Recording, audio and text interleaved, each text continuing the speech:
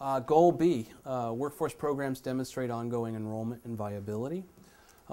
Indicators of program enrollments, and we have high, as you pointed out, Wayne. All the growth is going up, and projected job growth. 92% showed 10% or more job growth. 80% demand or balanced, so our points there are high as well. We didn't see any improvement actions in that.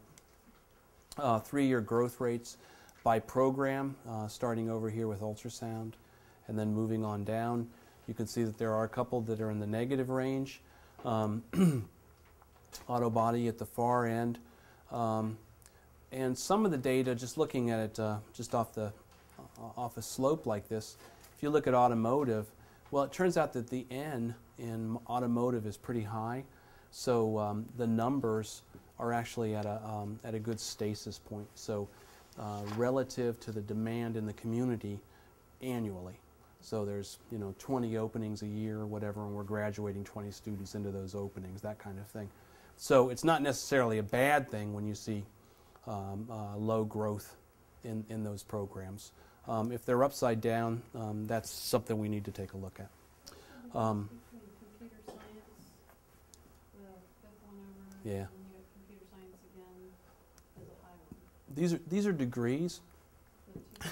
Yeah, they're two different types. And it gets kind of confusing. Like, so down here at the far end on the right, computer science there, I think is programming. And computer science up here, I don't know which one that is. They should relabel one of them. Yeah. They're different degrees. So computer science has 5 different degrees inside the department, that kind of thing. And it's not aggregated data. Enrollment trends, the slope of the 3-year trend line. Again, 27 out of 31 departments showed positive enrollment slopes. That's good. That's good. The programs are growing, or they're staying strong. Trying to think of. Do we have any notes for that one? Hey, yeah, I'll take that. Wine tasting intensive. Yeah, wine tasting's looking good. Yeah. Yeah. I did Started notice that in the cohort in the fall. The administrative office tech. Right there. It's always high. Yep. It was high on the previous one for that one. Yeah. Is that we do a lot of that? We have a lot of people come in. Usually it's probably second or third or fourth highest graduation rate every year, isn't it? The AOT program. Yeah, it's right in the mix there. They're just, those individuals are secretarial support, administrative assistant support. I mean, just a lot of work for those folks. Job growth projections by program. And you can kind of walk through and see, where, the numbers are low. Auto body is the one with 0% change. So no projected openings in that particular field next year, from this decade from 10 to 20, no projected openings. There's also a wage category, and this is Department of Labor wage. And it's important to point out, too, that other than the very bottom program, these are all family wage jobs above the poverty line.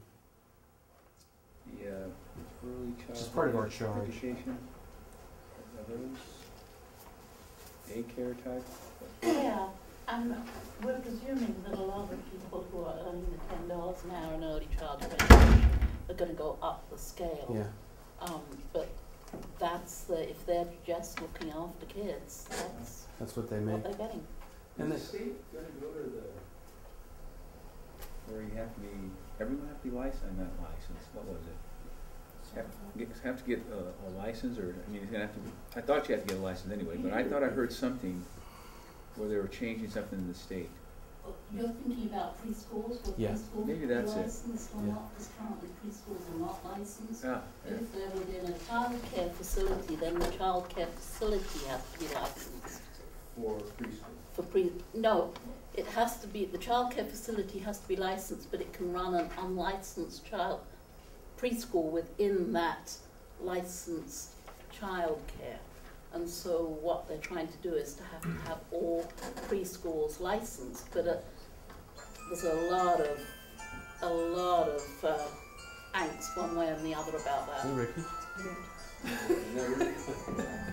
Little theme music for Bob's video, background music. Otherwise, listen, yeah. Go away. It's pretty soon. Baby needs to be delivered. Rich, fire science. Uh-huh. How come that's under Kurt? What is that? Because Kurt had that program. We have a day fire science and a night fire science, and the night fire science is the one for working professionals who are doing career and wage progression and that sort of thing. The day was for any student who wanted to learn, how to be a firefighter.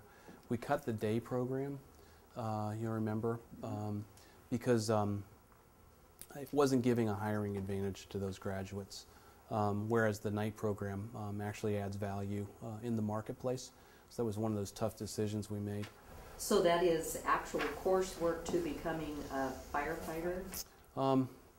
Yeah, it's what's the wage progression, or what's the career progression? Fire protection technology is the day program. The day program is the one that's being discontinued. Fire science is the evening program, and usually for people who are already in the fire service and looking to continue their education. So making officer and training officer, those kind of things. And that's also part of the reason why the progression, the wage progression is so good with that program. And it's separate from being an EMT? An EMT is usually a part of being a firefighter. So most firefighters are also EMTs. Okay. That's why they send a fire truck out every time you call an ambulance, right? Projected percent of increase over the next decade. Again, you can take a look at the data, but 20 out of 24 jobs are either balanced or in demand, with the bottom 4 kind of declining in certain ways. Again, it's hard to say based on the data. This is DLOA stuff, Joe? Is that right? This is national data or local? For the most part, it's DLOA. The balance or demand is a state categorization of those positions. I took out the data.